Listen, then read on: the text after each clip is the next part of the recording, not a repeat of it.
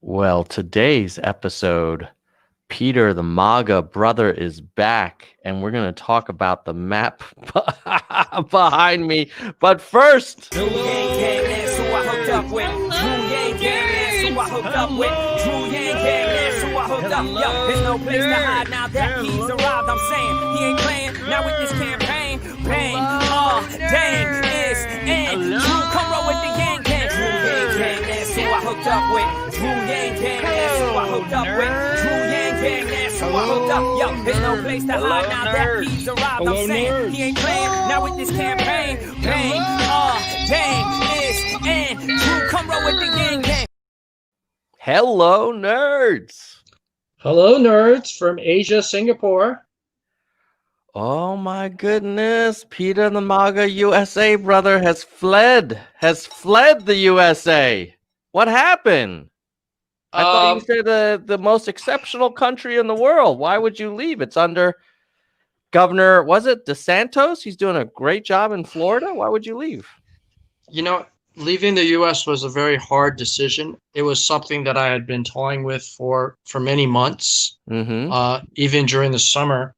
The main reason why I wanted to leave or was thinking about leaving was that we were getting into all these lockdowns, and that had obviously a detrimental effect on my social life. And if and when I did go out in Miami and Florida, I just felt very unsafe. So I was, taking many COVID tests, almost every month, and surely every time I went to visit mom in Orlando. And I just, I don't know whether how strong the virus is, and you could debate the virus all day long, but the fact is, it definitely had a effect on my social life and on everyday life. So Singapore, for those who don't know it, has had a very good control of the virus globally compared to other nations globally. I think there's several reasons why. They'd gone through SARS back in 2003, 2004. I was here as well. And back then, I just didn't leave the house during SARS. It just lasted a few months. And Singapore, being a small, tiny nation, it's like a city-state. It's an island. Well, it's an island, or is it a peninsula, Tom? I mean, like it's actually connected to Malaysia. So there's but it's a peninsula. I guess you have to go over a bridge, though, don't you? Yeah, bridge. Yeah. So it must be an island. No, I think it's not technically an island with a bridge that connects it to Malaysia. Gotcha. Yeah. So it has very strong borders. That's another thing which most MAGA people like.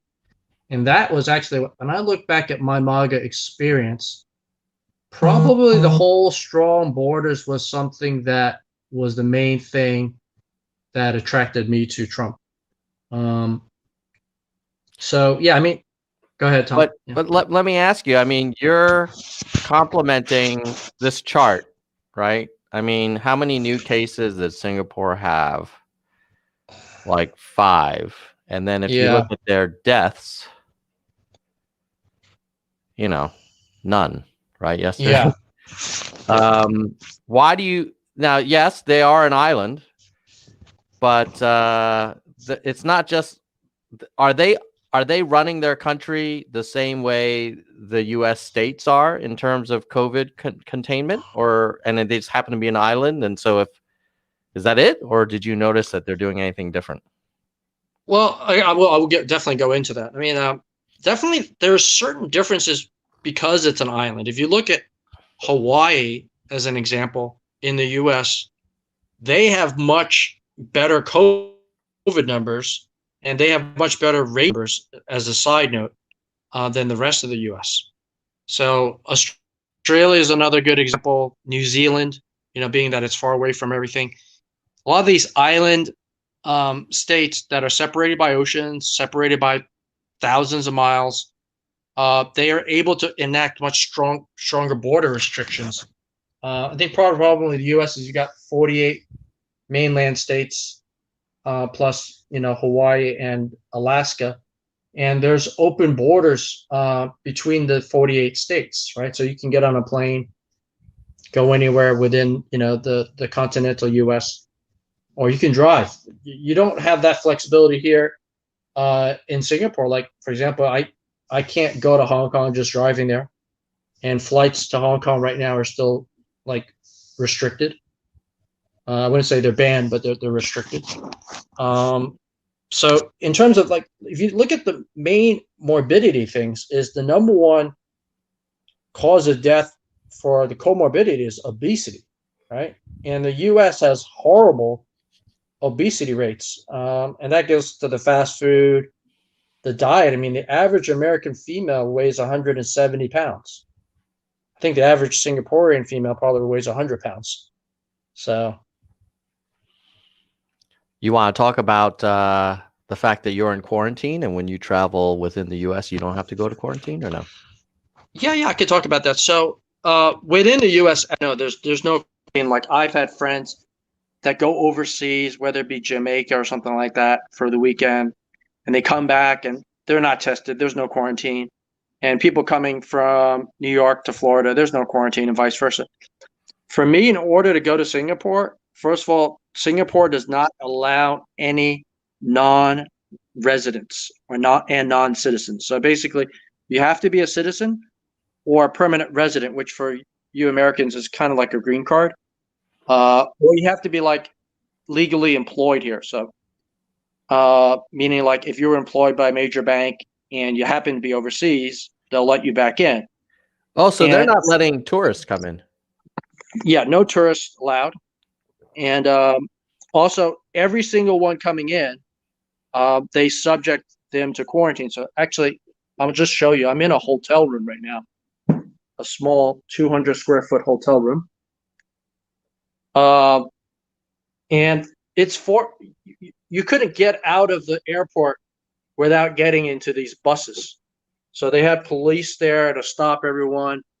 And, it wasn't like I had a choice. Like, I passed through immigration, I got my bags, but as soon as I got my bag, passing the customs line, there wasn't any choice for me. I was boarded onto these buses. The buses would then, all drop off everyone at the same hotel. So if you were in one bus, it was all going to the one hotel.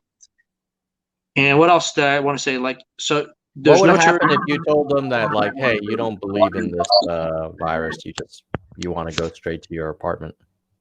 I would have gotten arrested. So, and basically, if I violate the quarantine here, and they do check your room almost every day or every other day. So I have people come in, they'll ring the doorbell, they'll ask me to make sure I don't have my face mask on. They'll ask me to repeat my full name and my identity card number. So we have a national identity card here in Singapore, which is something that I really want the U.S. to have. Kind of like a voter ID, but a national ID card. And what else do they do?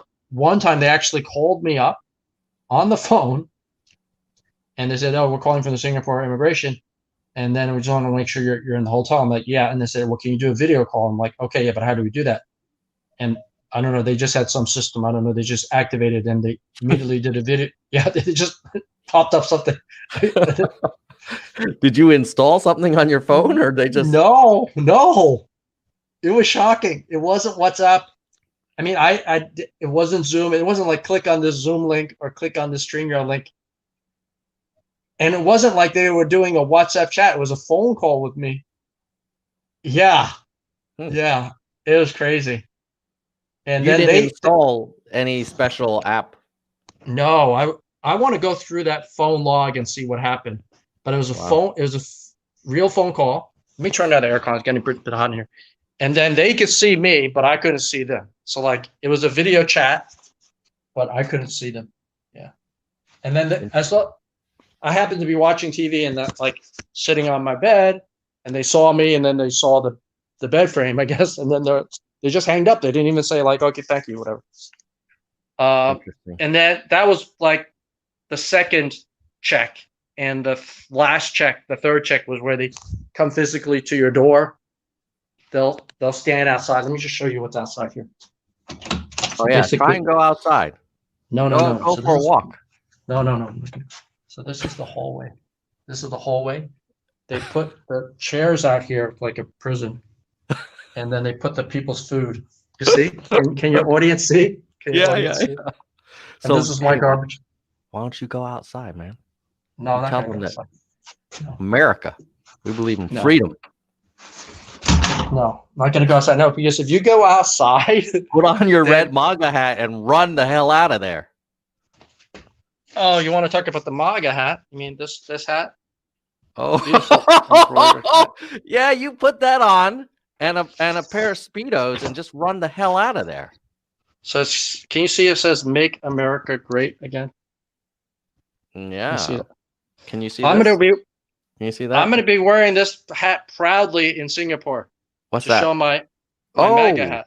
I'm gonna wear it proudly. 232 electoral votes. That's So we short can of the talk- 270. Yeah, we could talk about that, but basically, Oh, landslide. 306. what a- According to Trump, that's a landslide. what I like about Singapore is we have freedom of speech here, where I can wear my MAGA hat and I'm not gonna get at risk of being physically attacked by Antifa or BLM. Did you just say in Singapore you have freedom of speech? I have freedom of speech. I have freedom of speech You to have wear the freedom of MAGA. speech to talk about American politics. I that's all I care about. I have freedom of speech to wear the MAGA hat. I can't wear the MAGA hat in the US, right? If I wore the MAGA hat in California, they would freaking kill me. You don't know that. It would just be kind of uncomfortable. The same way if I wore a like AOC hat in Alabama, I'm sure like it would be uncomfortable. Mhm. No? Or you think I would be welcome there with my AOC hat, my squad hat?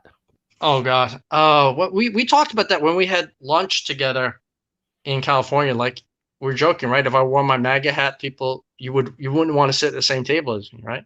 No, because we were, well, as a reminder for everyone, we were in outdoor dining, but we were at a Mexican restaurant in California, and Peter wanted to wear a MAGA hat, and I told him that would not be in good taste. But why do you have to put the hyphen on Mexican restaurant? Because there were probably Mexican immigrants who were working there, and I don't think your red hat. illegal. You don't know immigrants. that. You don't know Yeah. that. They could have just been immigrants. I mean, So anyhow, as a reminder, I know every show I remind you, but you are an immigrant. I'm a legal immigrant of Singapore and a Okay, legal yeah, that's immigrant fine. of Well, America. You're an immigrant. And you So- don't know other people are illegal. What there's 30 or 40 million illegals in America, right? Is that the rough number? I don't know. But I'll tell you this, they're employed by businesses, by job creators, as you would call them. And if Trump really cared about illegal immigration, he would have cracked down big time on employers, but he didn't. Because he knows that those employers benefit from low-cost labor. The funny thing is, like, the MAGA people love to scream about immigration and the wall, but if they really wanted to crack down on it, they could find the crap out of employers who are knowingly exploiting undocumented workers. I agree with you. I wish we'd do that. I mean, again, He never talks about it. Why doesn't he he should have had these raids every month. I want to reiterate, I came to love the MAGA, and I'd never voted in any presidential election up until the last one. Mhm. And I never donated to any political campaign. I was always centered right in the middle until Trump had the strong immigration policy, because it is some policy that I've always respected ever since I was young, as a kid in Hong Kong even. So again, I mean, like, there are certain things that attract me to the Republican Party. There's certain things that attract me to President Trump and MAGA. And for me, the number one thing is I'm not hugely for guns, Second Amendment. I mean, I have a gun, I have a handgun. But my main thing is for the strong immigration. I like Australia's immigration policy with its merit-based point What about system. Switzerland? I don't know enough about Switzerland. I mean, I like Singapore's immigration policy. Like when you worked in Singapore, I believe that we had to apply for employment work permit for you, right, Tom? I mean, you didn't work because in Singapore, if you are caught, it's a huge deal. Whereas in the US, if you own like a meat processing plant, if you own a farm, if you own a vineyard, if you own a restaurant, the Republicans pretty much look the other way. I think the problem in America is definitely we should be trying to control the demand side, which is what you're talking about, from the vineyards, from the restaurants. But he had 4 years. He did nothing. We have such overwhelming supply side issues. Like there's huge growth in. Yeah, there's a supply because there's demand, and there's not just demand from employers, it's also demand from consumers, American consumers. Okay, if we just take a look at the illegal immigrant worker as a product, okay? Okay. The demand for that product is from the job creators in America. The supply side of that is from the third world countries, which have had developing countries, whatever you want to call it, third world, developing.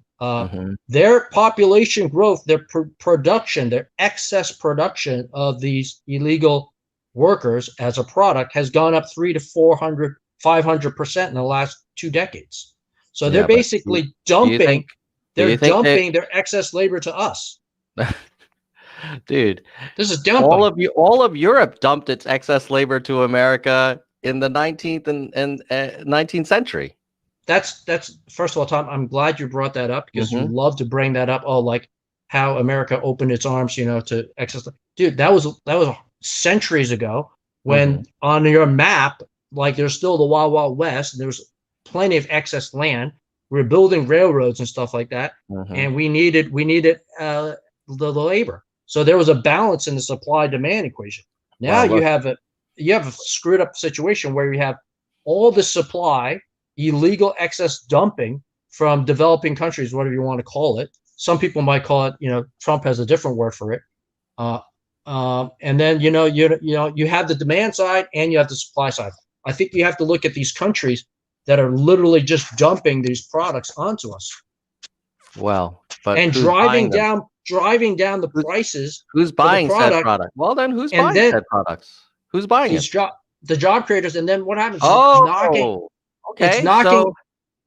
It's knocking Americans out of jobs. If you keep supporting illegal employment, you're going to have illegal immigration. When was the last time you heard Trump crack down on employers who are violating employment law? I haven't, so I don't know. Should we go look on his Twitter and see if he talks about it?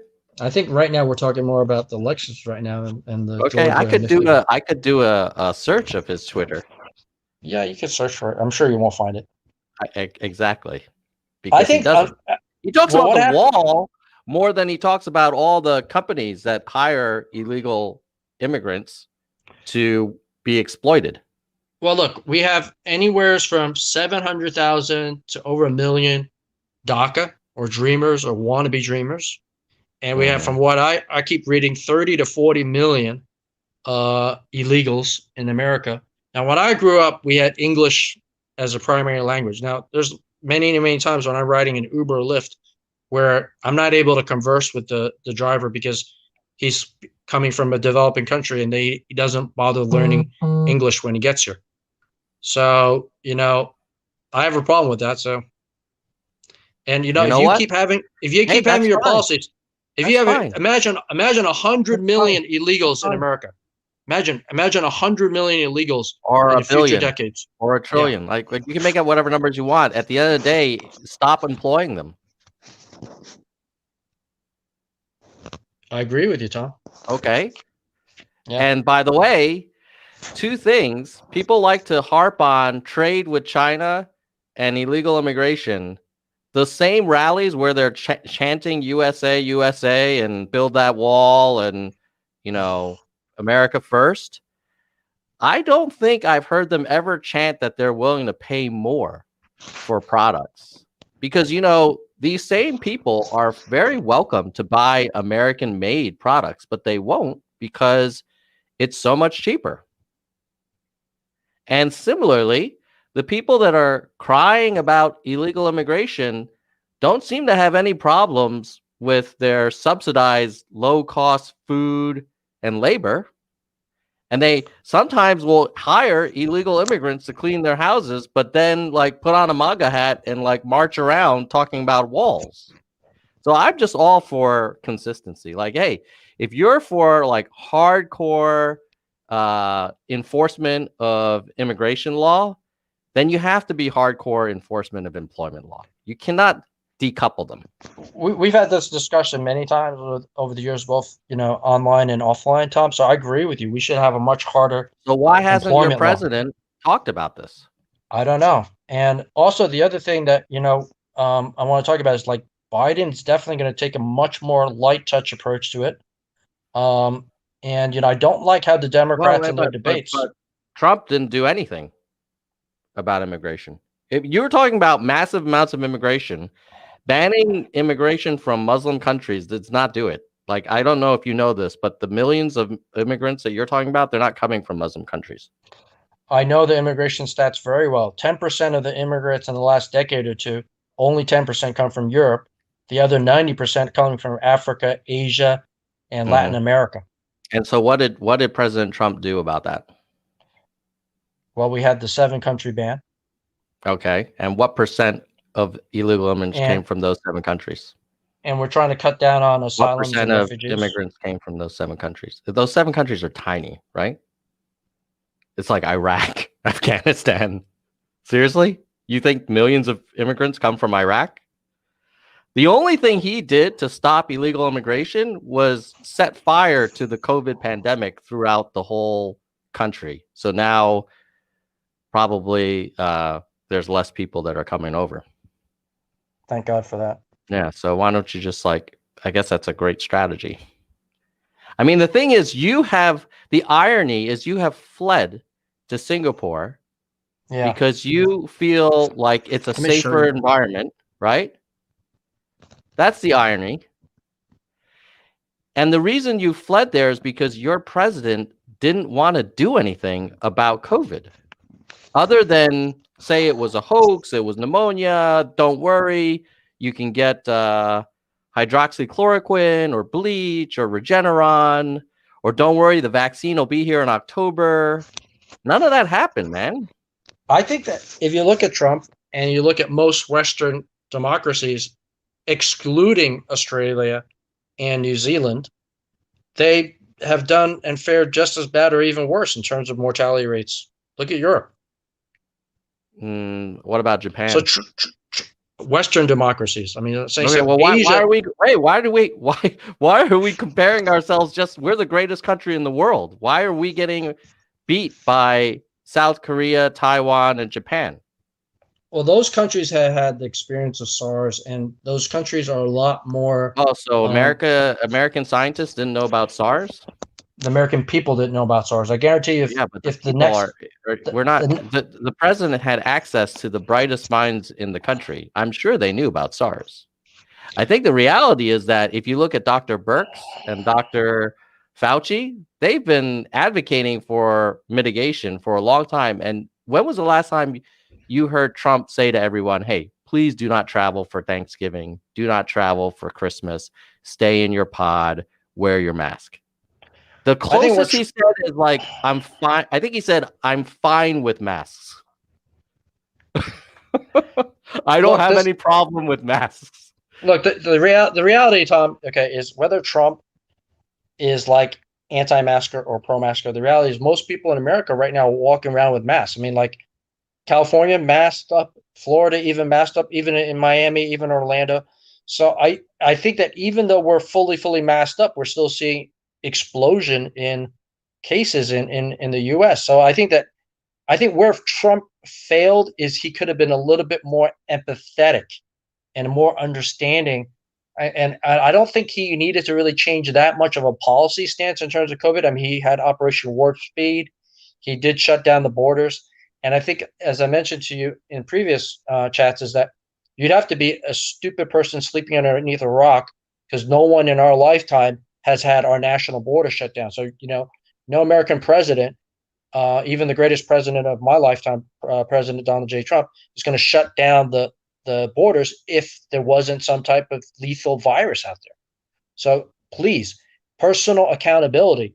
And I think that you need to take personal accountability to protect yourself. And, we are now. Most people are wearing the mask. Okay, well, but this is a picture from his own rally just a couple days ago.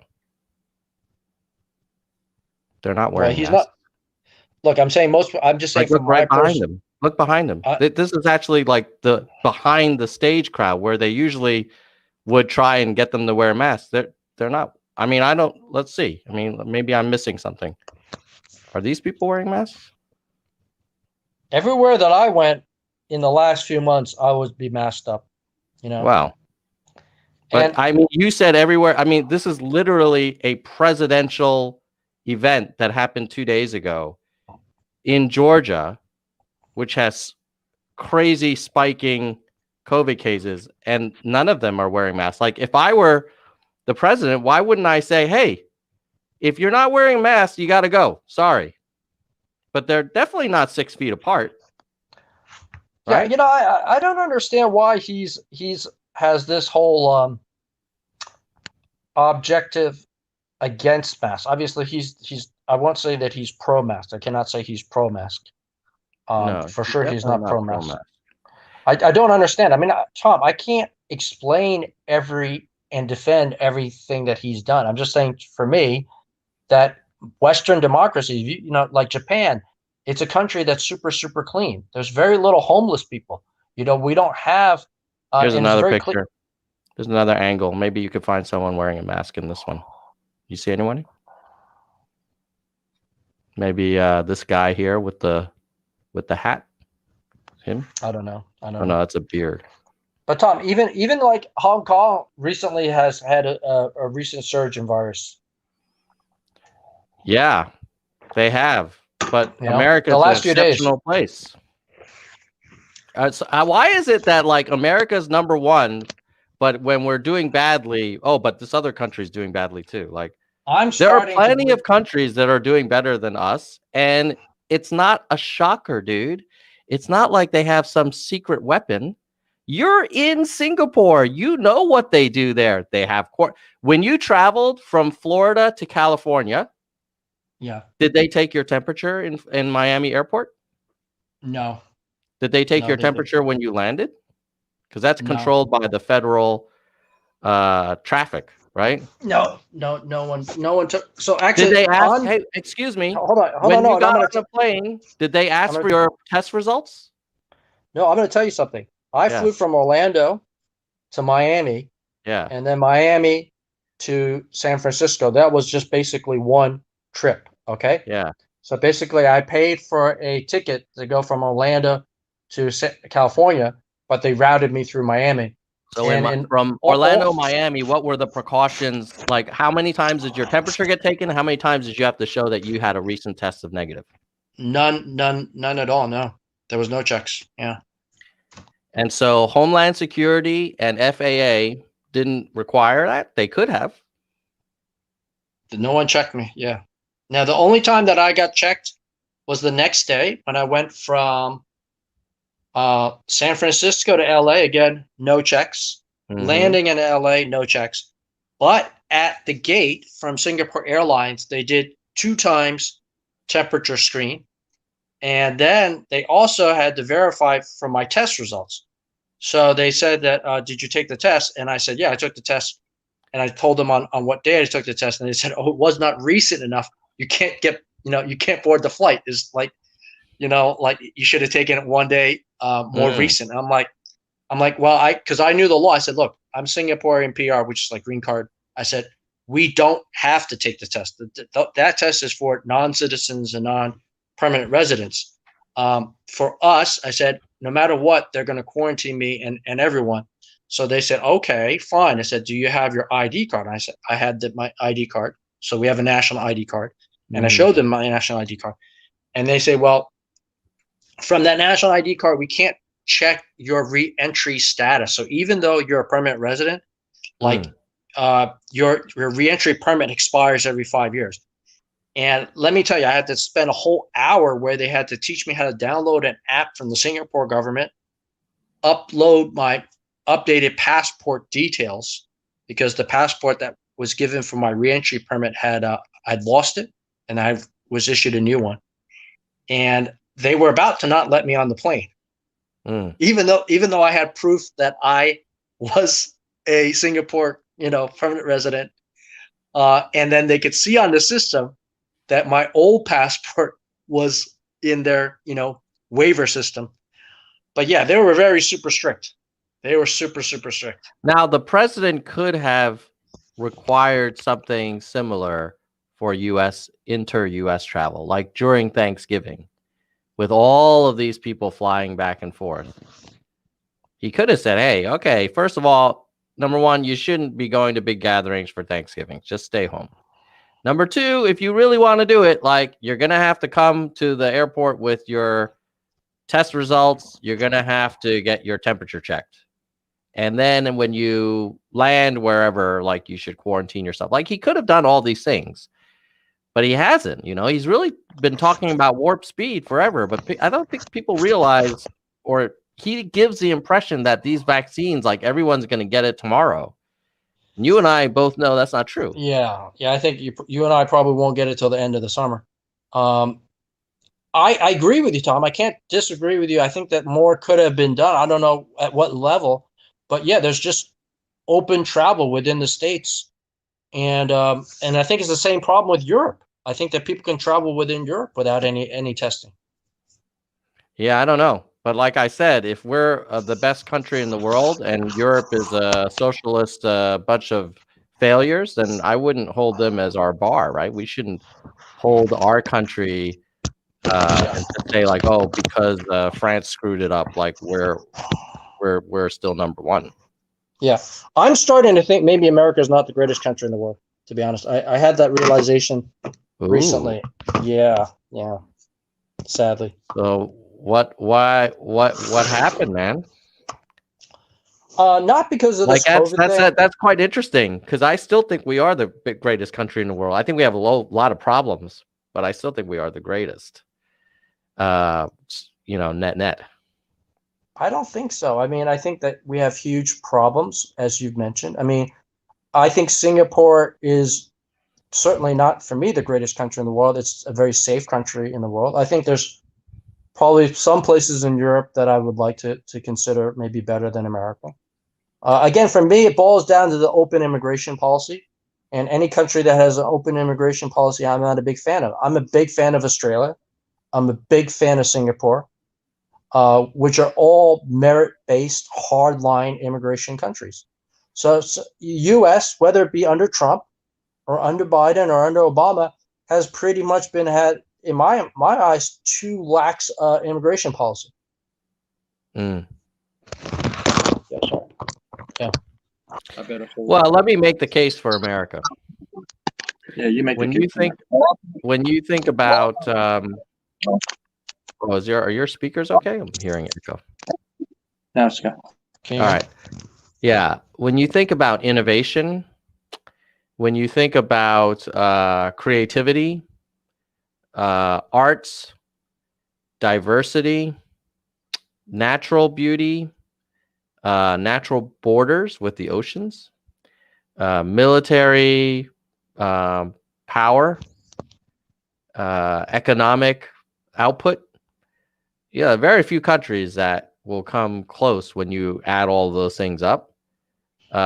Agree, we have a huge problem around income inequality. We have a huge problem around polarization. We're totally not doing enough on climate. So I'm not saying America's perfect. But like you name another country that doesn't have its own problems, right? Like, we all have problems.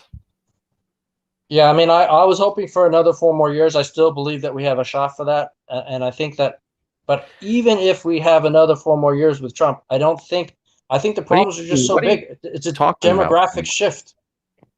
What are you talking about 4 more years with Trump? What do you? Yeah.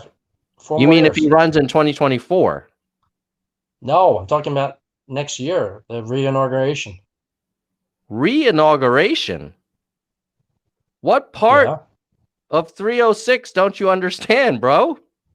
So, I mean, look, we've been talking about this, before, right? I said, like, there is the whole issue where the legislatures, according to the Constitution, have the plenary, and which is absolute final right to select their own slate of electors. So In you which could come to states are you thinking that's going to happen? No, well, I'm not thinking it must happen. We need to have Georgia, Pennsylvania, and I think Michigan, right? We need to have 3 states where the state legislature decertifies Biden, pulls any notification out, and then sends their own slate of electors to the Electoral College for this to, for this to prevail. Wow. What would you have done if Hillary had tried some of that? And basically said, "Oh, you know what? The people's votes in Pennsylvania, like, it doesn't count. We're basically going to have, like, let's say the Democrats had control of the state legislature. Like, wouldn't we be crying bloody murder?" But Tom, just explain for your audience, maybe not all of them are as versed as you and I. That is a fact of what I've told you, right? The state legislatures, which in Pennsylvania's case, and I think also in Georgia's case, is controlled by Republicans, that they specifically within the Constitution, for cases like this, where there's a lot of uncertainty in terms of who actually won, and there's potential voter fraud and ballot harvesting and machines duplicating votes and all that, that the state legislature can come in, not just can, but has been mandated by the Constitution that they should come in, that they have the absolute and final call to send in the state electors. Can you please just confirm that for the audience so that we're not like, Yeah, the states basically get to decide their electoral votes. I'm pretty sure there's never been a case where a state has overturned the votes of the people in that state.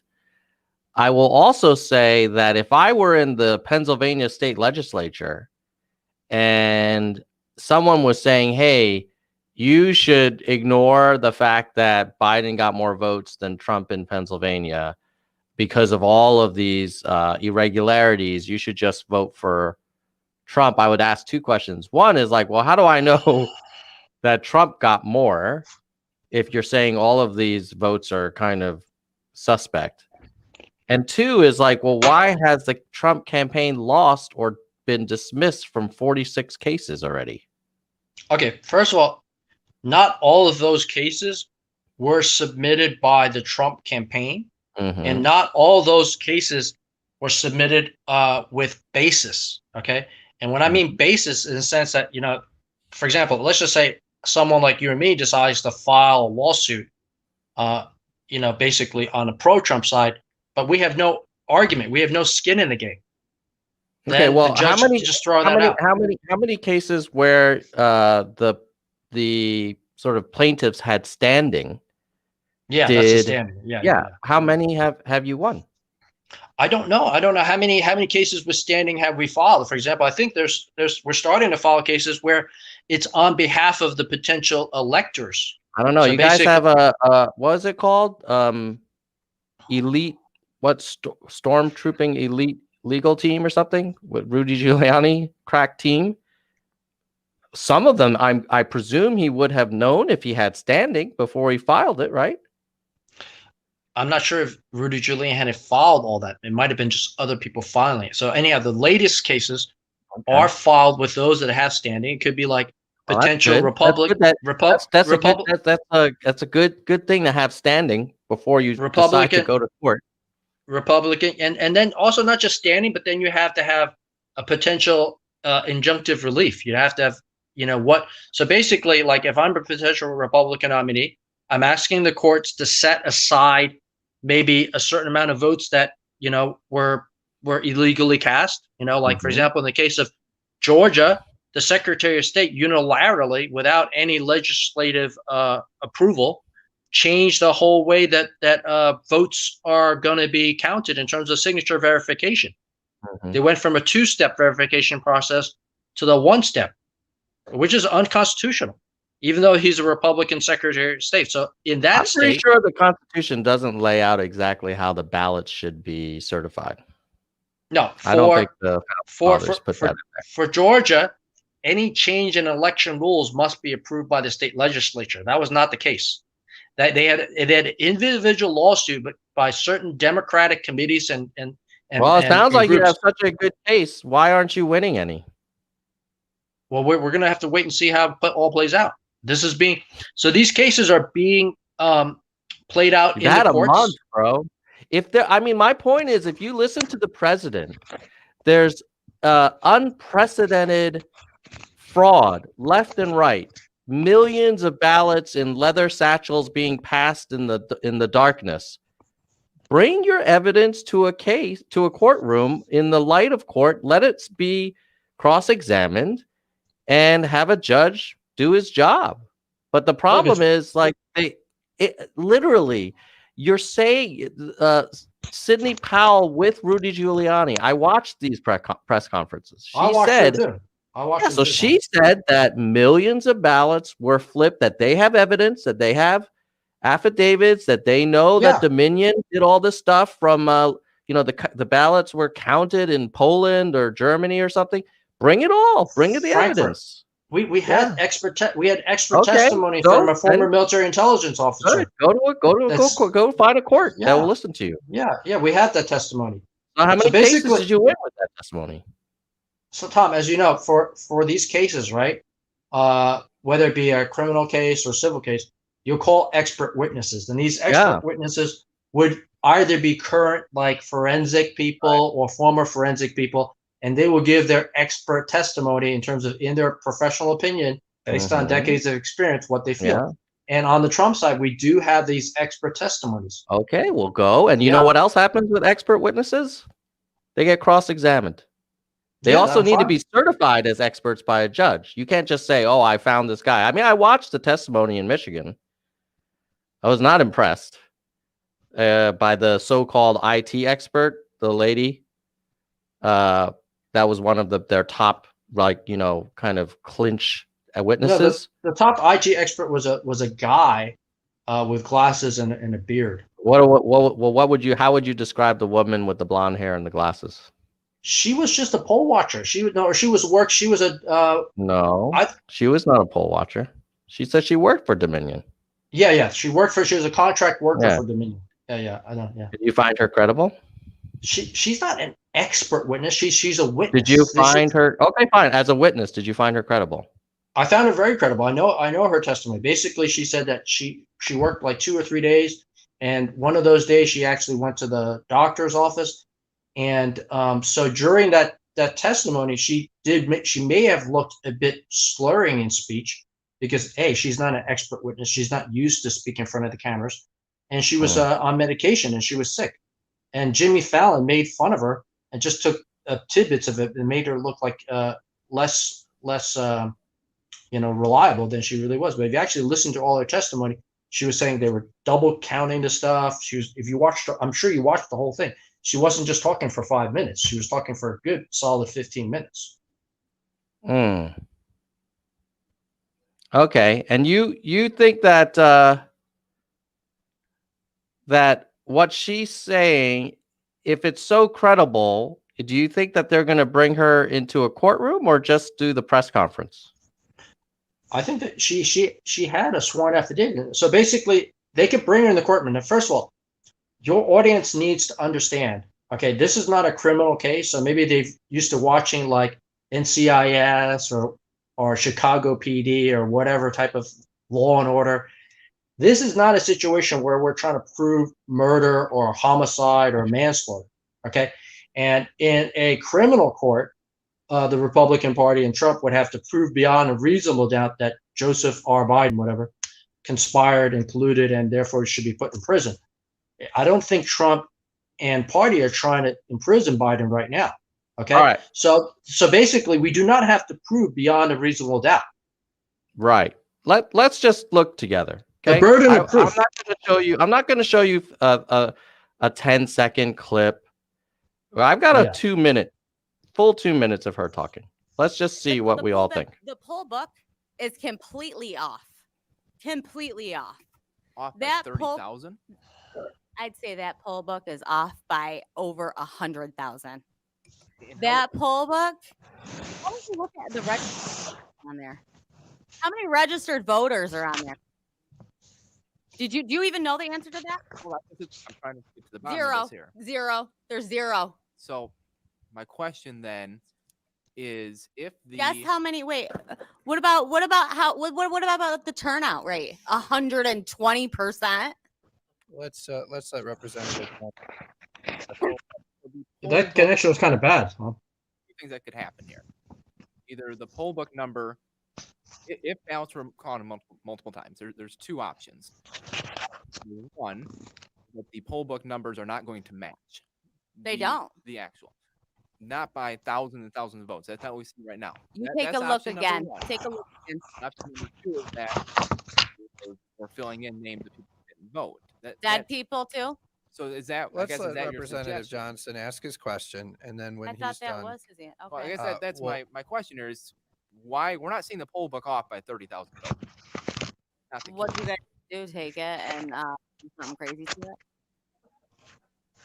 I'm just saying the numbers are not off by 30,000 votes.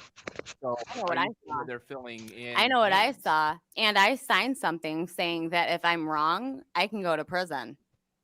Did you? okay, I'm just trying to ask you a let me legitimate question. let's let Representative Johnson ask his question, and then don't interrupt him. And then if you want to respond to it, that's fine. Did you have more, Representative? Yeah, I guess I just want to keep following back up with the poll book. So are we saying that the poll book is either wildly off or that they are Wildly off. filling in names? Wildly off, and dead people voted, and illegals voted. Okay. So that's my answer. I think we're going to move on. All right. So that is the witness that you find to be credible. Yeah, I found the witness that was speaking before or after her, this Indian American lady, to be really, really credible. Hmm. You know which one I'm talking about? Yeah, she was great. Okay, so I think with all of these hearings, the best Yeah. way to get to the bottom of it is to have a cross-examination and to have other expert witnesses from the other side, and then have a judge decide. What you see here is basically a glorified press conference. There's no judge. There's no Tom, there's no cross-examination. connection's really bad. Really? Hello? Yeah, no, the connection's kind of bad right now, Tom. But I agree with you. I think that this stuff should be cross-examined. You guys should bring in your own expert witnesses from the leftist Democratic Party. Well, if you And, can bring it to yeah, a do it. courtroom. Bring No, it, well, do what it. do you mean? You should- Why you are should- you? Why are you? You should the- have the your own op- witnesses. The obligation is not from the winner to prove that he didn't cheat. The obligation is from the accuser to have evidence that the winner cheated. That's Okay, how it two works. things. We're not going Two to come things. and prove a negative. The accuser only needs to have enough evidence, which could be from expert testimony, eyewitnesses, Mhm. or forensic evidence, to have the preponderance of guilt of the defendant, which is whatever the Biden people. Okay, so Okay. So and if that you're, that would be what point do for you- a at what point will you just accept the 45 judges that said there's nothing here? I don't look at those cases. I mean, I want to look at the most recent cases, whatever the most recent cases where we have standing. And what we're going to do is we want, for example, in Georgia, the one part that I'm very succinct on is that the Secretary of State, Rafflesberger, whatever his name, illegally had an out-of-court settlement with the Democratic groups where he illegally amended the election laws and election regulations, which is specifically supposed to go through the Georgia state legislature. Okay? So any of those No, votes. Not okay. Not okay. You cannot just go around saying that people did things illegally. You have to prove it. You have to go to a court and prove it. Like, you can't just watch Newsmax and say, oh, the Secretary of State of Georgia illegal. If he did that, then he should go to jail, and you should go bring it to a court. That's a good point. I'm sure they're bringing it to court, Tom. Okay. So I think, but I think your audience needs to do two things. We bring it to court. We bring it to court, and that could be the Supreme Court of Georgia. It could be the Supreme Court of the United States, SCOTUS. And at the same time, we run a parallel track with the state legislature, because the state legislature, with or without a court ruling, the state legislature does not need to rely on a court ruling to overturn and send in their own electors. It's not like, oh, in the Constitution it said, okay, state legislature, you only have the plenary right to send in your own board of electors only if some state court or federal court of appeals votes, in that favor, and then you will then provide that injunctive relief. No. So for Trump, we have two ways of winning this. Number one is getting the courts to go ahead and dismiss and enforce, tell the governor and state legislatures to do whatever they're supposed to do. And the second way we win is if the state legislatures on themselves go ahead and do that. And that's why they're having the hearings at the state legislature committee levels. And that's why we're also having the filings with the courts. Yeah, they're two separate tracks, but they're kind of... there's a third track. There's a third track. Okay, for example, if the courts do not or refuse to hear the cases, for whatever reason, it throws out the cases, even though there's plenty of evidence of illegality, okay? And if the state legislatures, maybe they're too chicken shit to act, maybe they are waiting for protective cover from the courts, okay?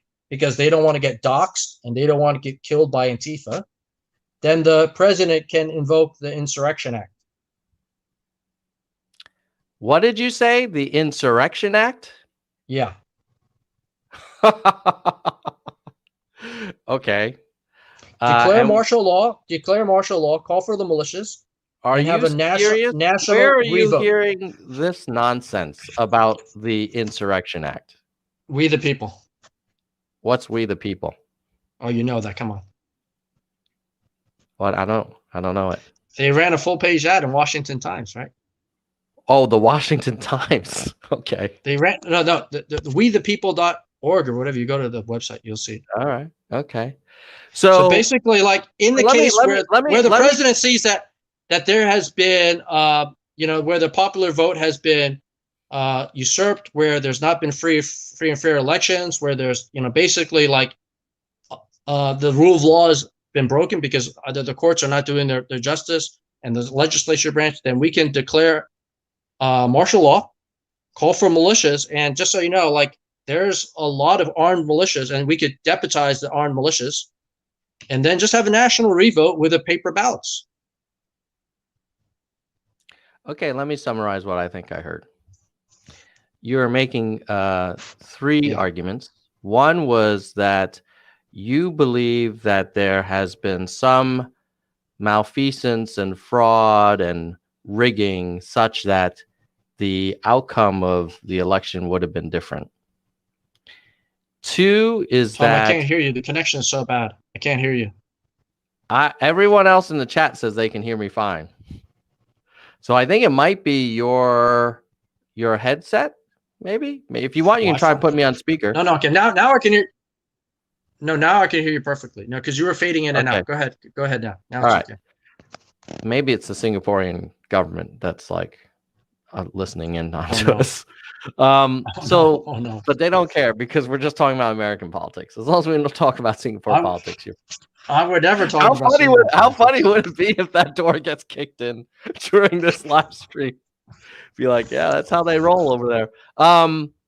So number one is like, you think there's so much fraud that you're going to win in the courtroom with a judge and with cross-examination and with standing and like evidence, right? Like real evidence. How many of your audience actually knows what you and I are talking about? What percentage of your audience? Oh, I bet 90%.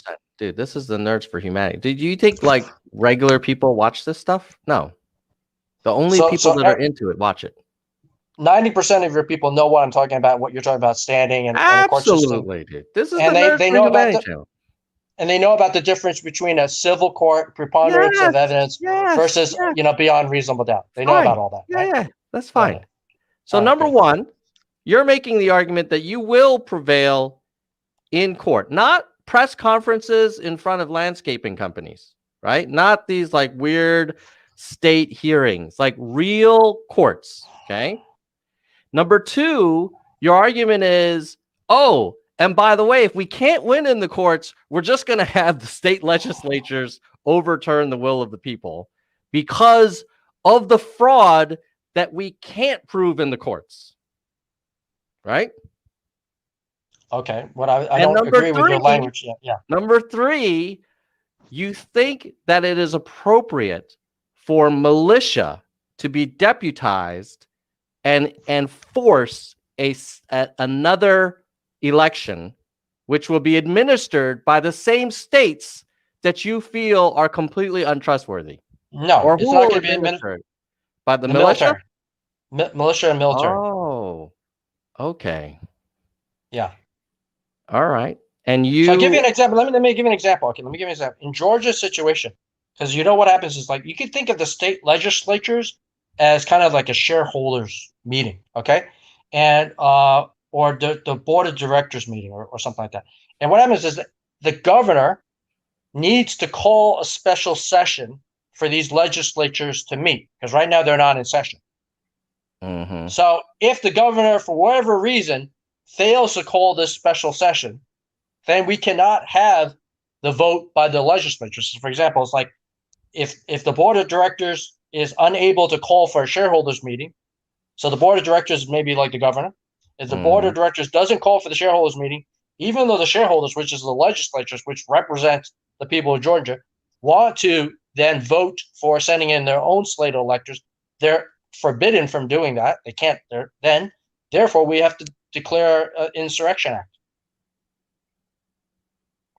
the nuclear option. And what do you think is the rationale for declaring the Insurrection Act? Because that sounds like a pretty like a break in case of emergency, break glass kind of deal. I think this is a real emergency. I think this is 1775 again. I think we had a revolution from the Great Britain for pretty much the same thing about, no taxation without representation. I think Trump had the largest number of people in history voting for him for American president for re-election. Okay. And the election was stolen. And 75% of Republicans believe that there was illegitimate, that Biden's an illegitimate president. So you realize the Insurrection Act allows the president to use U.S. armed forces on American soil. Yeah, well, we have U.S. armed forces on American soil right now conducting all these COVID tests throughout these COVID testing sites in both in Orlando and in Miami-Dade. They're in full out military uniform, so I don't think it's a big difference. Well, but what you would be having them do is you'd be having them basically overturn the will of state governments, which is not a very Republican thing to do. Like there's this thing called states' rights. We're just going to run a proper election, a real proper election where American citizens are going to vote in person on paper ballots, and none of this illegal. Yeah, but so when you say we, that's you're not talking MAGA language now, because that's a big central government from the top. And now you're saying empowered by the military to run our elections? Like, isn't that what you would call like a banana republic type approach? No, I would call it like basically it's going to be very transparent. I mean, the military is the one that's also helping distribute these vaccines. Okay. And they're the ones that are helping out in terms of national emergencies like hurricanes. Surely you would agree there's a difference between the military helping distribute vaccines and overturning a presidential election. No, we're just having the military is going to go out, not forcing people to vote. Like if you want to vote, you got to vote, and the military will conduct the elections. It's not going to be through some Dominion voting machine. Well, who's the commander in chief of the military? Donald Trump, the president. So you don't find that problematic? The Constitution and the American government have empowered him as the commander in chief, have given him this Insurrection Act, which had been validated a few times by Congress throughout the centuries. Okay, it's been updated. and that there is proper, the basically that act is live. It's not like, oh, that he cannot do it.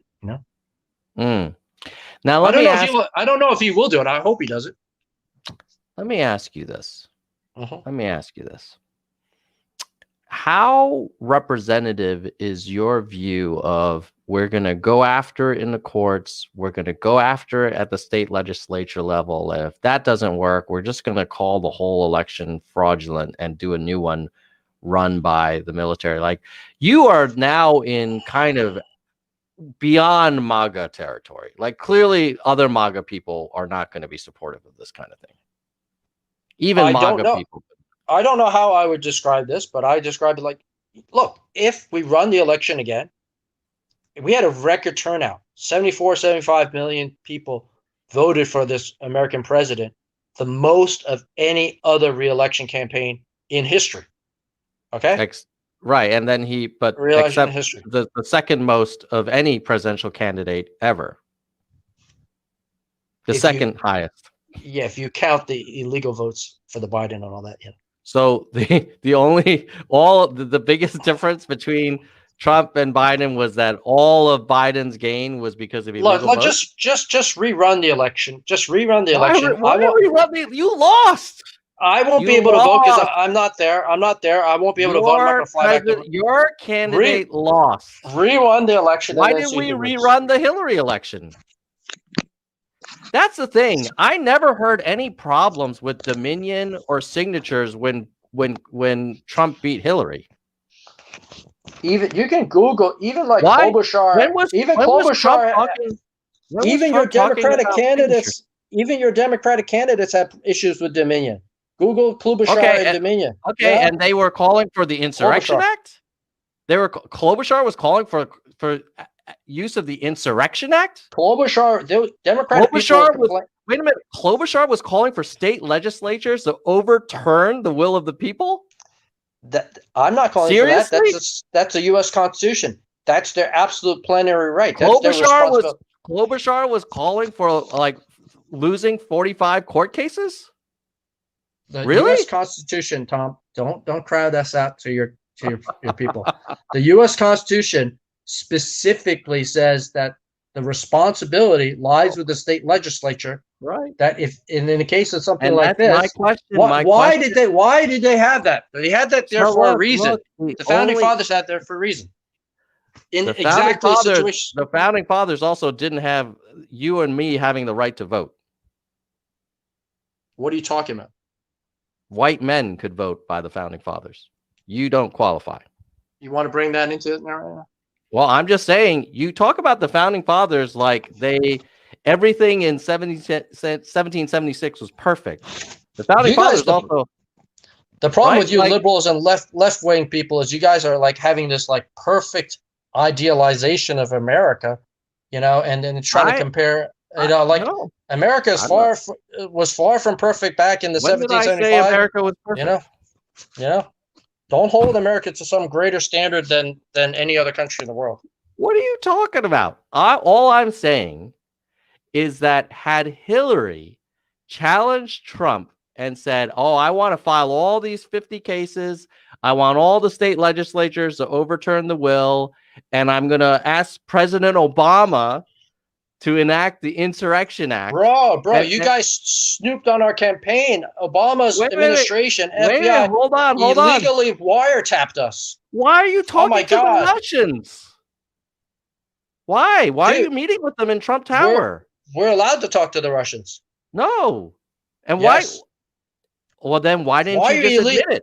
Why are you illegally tapping people and then like sending in people into the White House? Like Comey was such a crook. He's like, "Oh, I got them because in any other administration, I know I couldn't do it, but since it's the first few weeks of the new transitioned, administration, I thought I would just send in my 2 agents there to go ahead." And because of that, you now feel justified to overturn an election and use the Insurrection Act.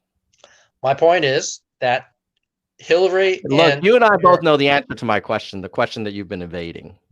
What's that question? That you would have been livid if the Clinton campaign had asked the Obama administration to declare Trump's win invalid and to have a do-over. You would have been livid if the Hillary Clinton campaign had even tried to get state legislatures to overturn the votes of the people of the states, even if they showed you that, well, the Constitution technically allows it. We had 3.5 years of a fake Russia hoax, spending That's not a fake like Russia hoax. $48 million. But forget $40 million is nothing for the U.S. government, but ruining people's lives, spending all this time and stress for our president over like freaking like hearsay from a Steele dossier. Now we have hundreds of expert witnesses. We have hundreds of eyewitnesses, and we have evidence of fraud and illegality, and we're not going to pursue it. Come on. Wait a minute. Have you read the Senate intelligence report on the Russia investigation that was chaired by Marco Rubio? Let me show you. Let me show you. Here, I'll show it to you. This is not by the squad. This is by Marco Rubio and the Republican-controlled Senate intelligence hearing. The committee found that the Russian government engaged in an aggressive, multifaceted effort to influence the outcome of the 2016 election.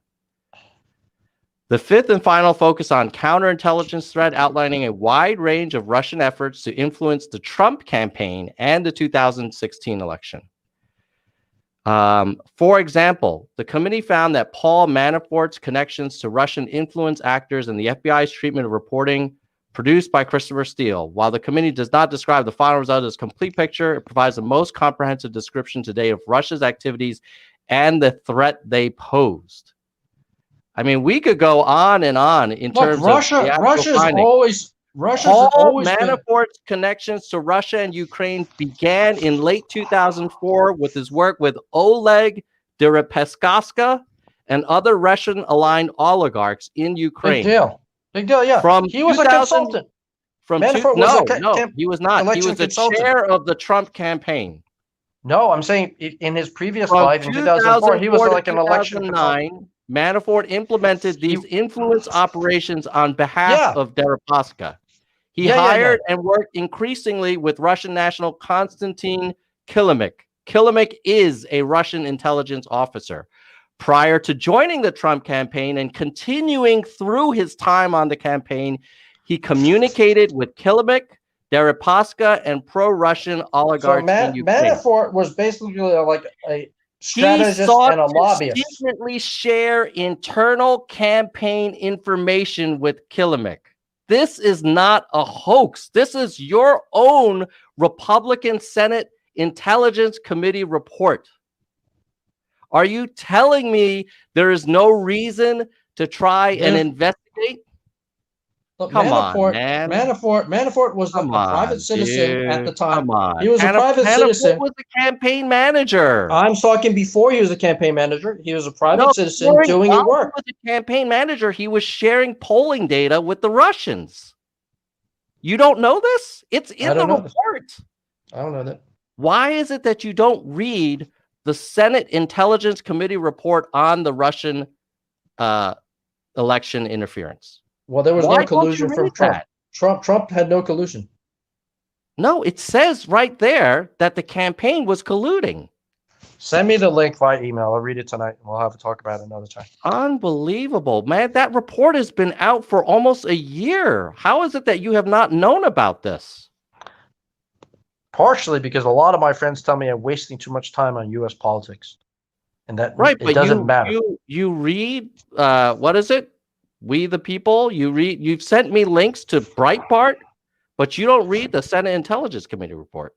Yeah, I read Breitbart. I read also there's a really good YouTube site which is called Right Side Broadcasting for those people that are interested in conservative values, which is better than Fox News. It's called RBS. Than Fox. You know, Fox News has called the election for this guy. You know that? Well, we'll see who gets inaugurated or who gets re-inaugurated. We'll see. January 20th. Woo! We'll see. We'll see. God. Well, look, Pete, there's 75% of the people that are Republicans feel the same way I do. Maybe they don't feel strongly as I do. Maybe they don't know as much legal details, but when I talk to them, some of them are also very pissed off. They're usually pissed off, but they don't understand.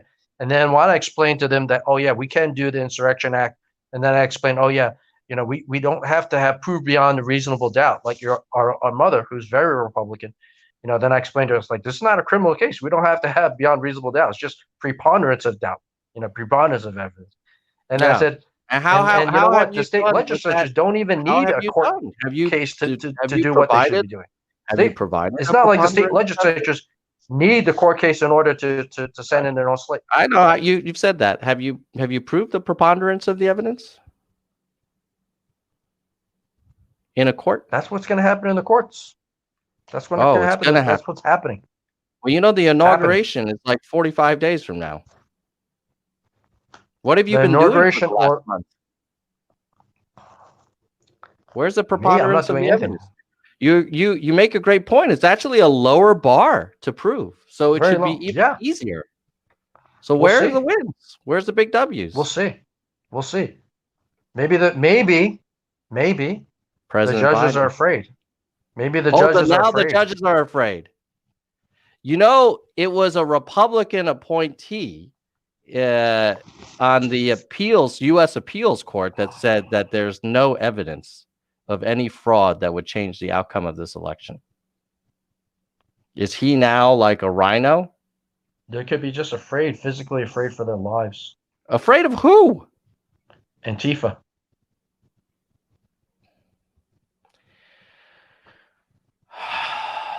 All right, Peter. Well, you know what? It's always a spirited conversation to have you on. It's good to catch up with you, my brother.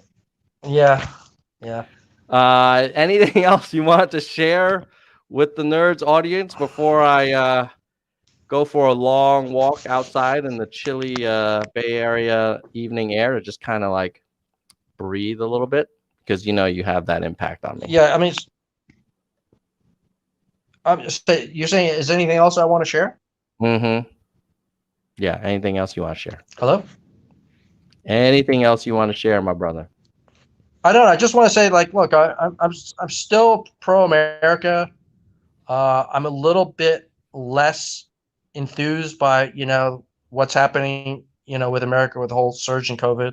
That's why I ran away for a few months. I'll be coming back to America soon. And yeah, I mean, I look forward to seeing what happens and seeing. Honestly, I don't know who's going to get inaugurated on January 20th. Well, we lost Peter. What happened to him? I was about to tell him that 49% of Republicans.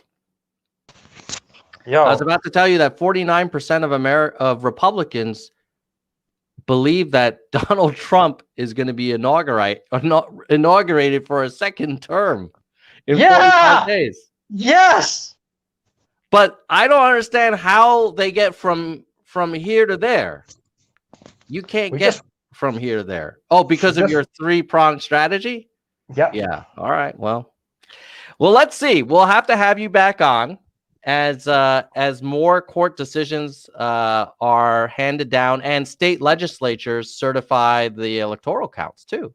I've been watching too much of this stuff. So I have a 13-hour time zone difference.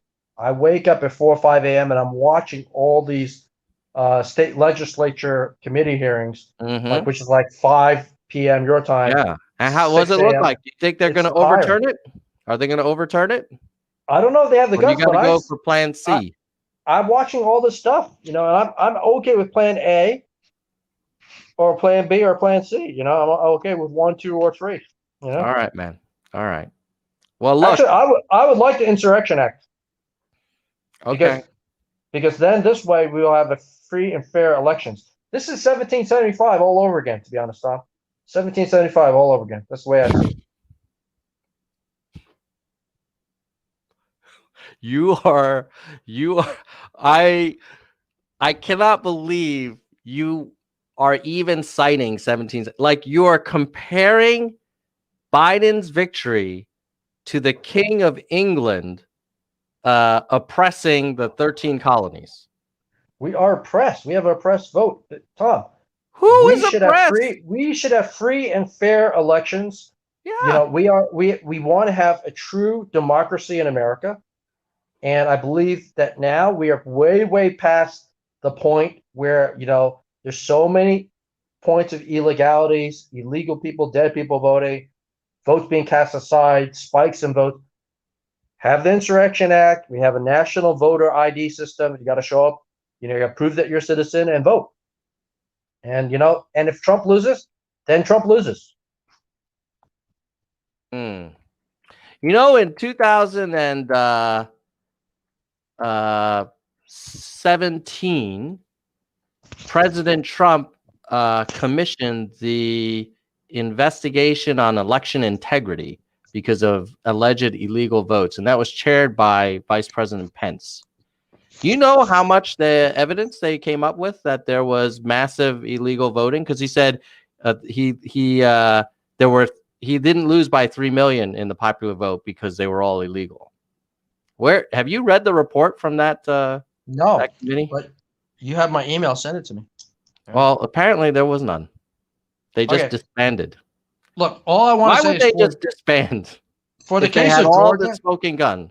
For the case of Georgia, where you had all these votes, where the Georgia Secretary of State unilaterally, without legislative approval, without legislature even meeting to discuss it, and they have to change their state laws, that he reduced the checks, the verifications from 2 to 1. All those votes for the absentee ballots that had only a 1 signature check verification, they should all be thrown out. So maybe you don't need to do the Insurrection Act. Throw out all those votes and see what happens.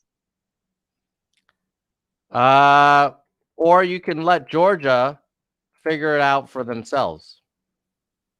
Yeah. Right? Yeah. Let the state legislature figure it out for themselves. All right. Well, we'll see. So what I can say is, look, you either have the courts come in and have Georgia throw out all those votes. This Secretary of State that you talk about changing all these rules like secretly in the middle of the night, Horrible. You realize he's a Republican, right? He's a Trump supporter.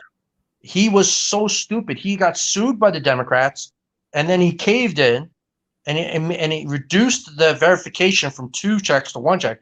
You're supposed to check on the voters registration and the actual signature or whatever. There's supposed to be 2 checks. Reduced it to 1. So definitely the courts need to come in and say, throw out all the absentee ballots. The courts can't do that. The state legislature needs to come in and then send in their own electors, because the courts did not do that. All right. Good luck. Good luck to you, Peter. It was good catching up. Enjoy your quarantine.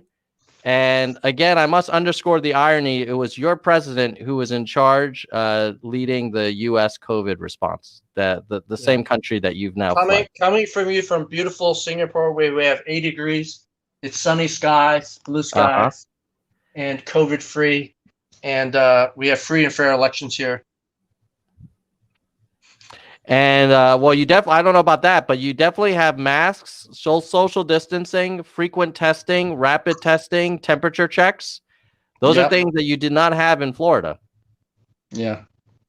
All right. Well, Tom, it's been great talking to you and your audience. I hope that people enjoyed our talk, Oh, I think I'm sure they did. I'm sure they did. And if you guys enjoyed this talk, don't forget to please like and share it. Yeah, please like and share it with your friends. And if it opened your eyes, if it opened your eyes, made you look at things from a different perspective. I know a lot of you left-wing liberal nut jobs out there, will see things maybe hopefully a little bit differently. No, all tongue in cheek. Look, I'm happy to talk to you guys.